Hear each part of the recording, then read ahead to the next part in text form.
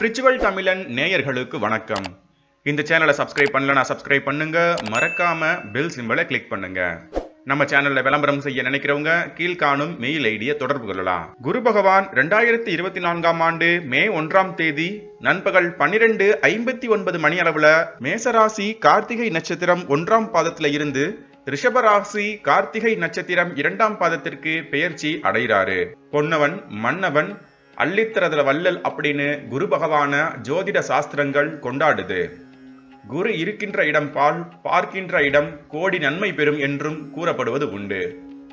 குரு பகவான் எந்த இடத்தை பார்க்கிறாரோ அந்த இடத்துக்கும் அந்த ராசிக்கும் அதீதமான சுபிச்சத்தையும் வளங்களையும் வாரி வழங்கிடுவாரு. நவ கிரகங்கள்ல மிகவும் பெரிய கிரகமா இருக்கக்கூடியவர் குரு பகவான்.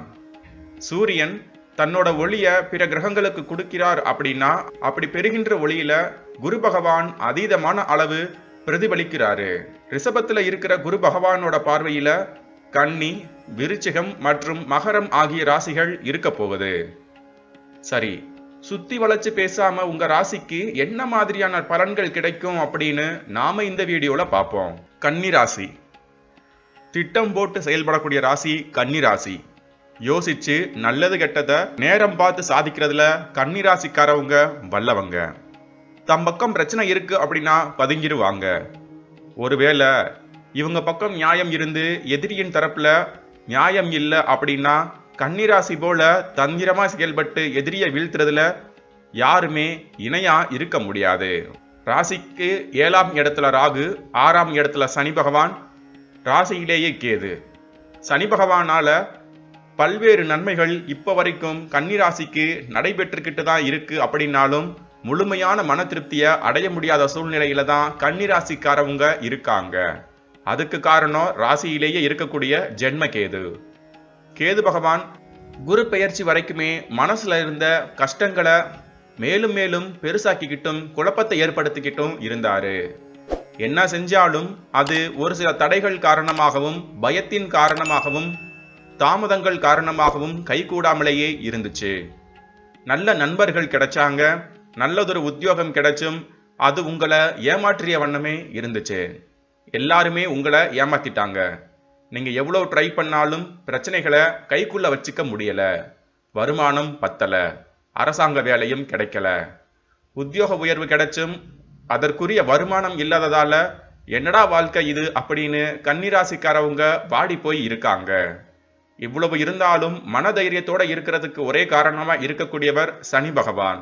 அவர் 6ஆம் இடத்துல இருந்தும் பிற கிரக நிலைகளின் சஞ்சாரங்கள் காரணமா மிகப்பெரிய அளவுல யோக பலன்களை அடையாத சூழ்நிலையில தான் கன்னிராசிக்காரவங்க திக்கு முக்காடி போய் இருக்காங்க.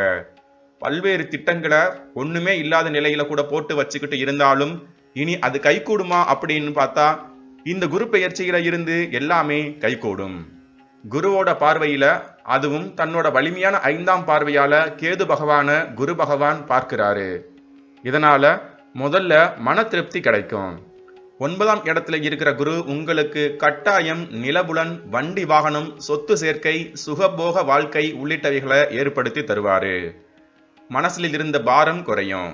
கடன் பிரச்சனைகள் வெயில் கண்ட பனி போல காணாம போகும்.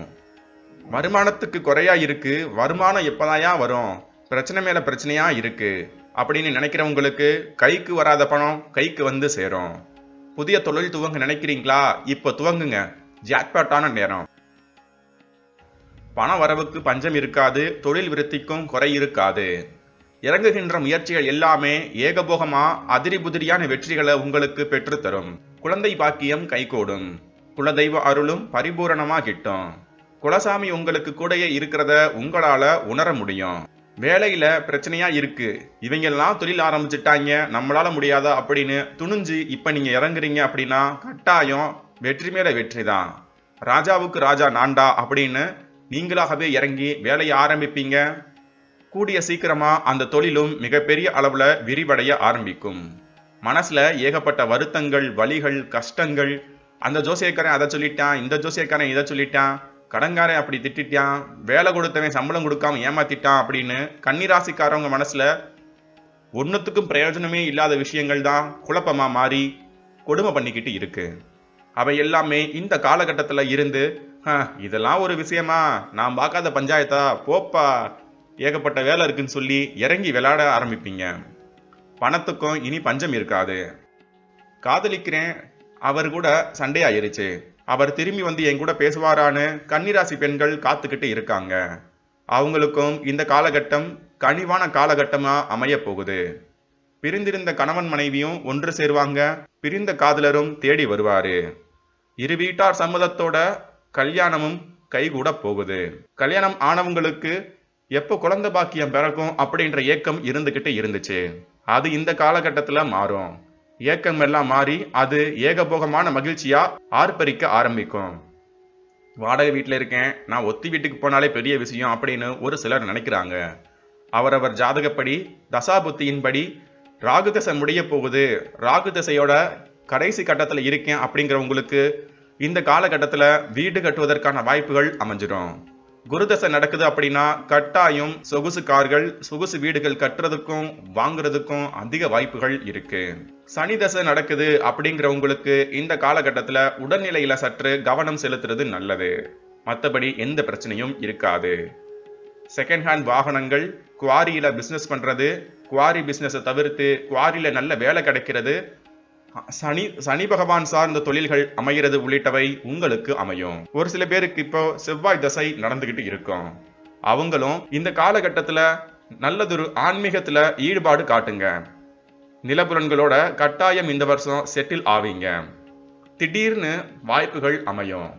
திண்ணையில படுத்திருக்கிறவனுக்கு திருப்பதி லட்டு கிடைச்ச மாதிரி டக்குன்னு வாழ்க்கை மிகப்பெரிய அளவுல பிரம்மாண்டமா மாறும். இந்த வாழ்க்கையா எனக்கு கிடைச்சது, 4 மாசத்துக்கு முன்னாடி இப்படி இருந்தேன், இன்னைக்கு வாழ்க்கை இப்படி இருக்கு, இதுக்கெல்லாம் கடவுளுக்கு நன்றி அப்படின்னு நீங்க கடவுளை நோக்கி கைகூப்பி நன்றி சொல்லும் அளவுக்கு நல்லதொரு வாழ்க்கைய குரு பகவான் ஏற்படுத்தி தர போறாரு.